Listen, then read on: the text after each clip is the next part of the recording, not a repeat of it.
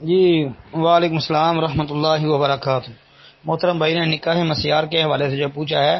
محترم بھائی یہ نکاح مسیار وہ عورت کے ساتھ جو نکاح کیا جاتا ہے، نکاح کا طریقہ کار وہی ہوتا ہے جو عام عورتوں کے ساتھ نکاح کیا جاتا ہے جی، یعنی گواہوں کی موجودگی میں ولی کی اجازت کے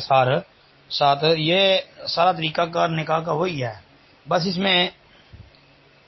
ایک بات یہ بیان کی جاتی ہے کہ عورت جو ہے وہ اپنے حقوق سے دستبردار ہو جاتی ہے۔ مثلا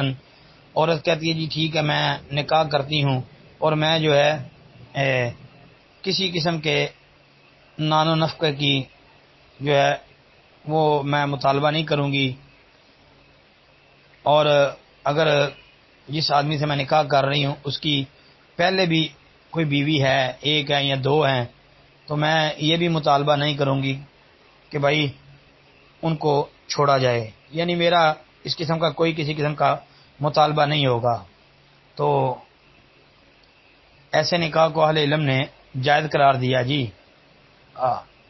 باقی رہ گئی بات کہ اس کے اندر صرف یہ بات یاد رکھیں کہ اگر نکاح مسیار گواہوں کی موجودگی کے بغیر اور ایک وقت کو معین کر کے، یعنی کہ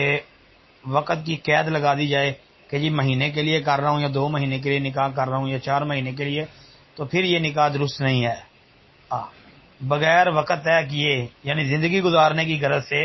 اگر نکاح کیا جائے تو پھر ٹھیک ہے، لیکن یہ اگر ہو کہ جی 2-4 مہینے کے لیے طے کر لیا جائے کہ اتنی دیر تک میں آپ کے ساتھ یہ نکاح رکھوں گا،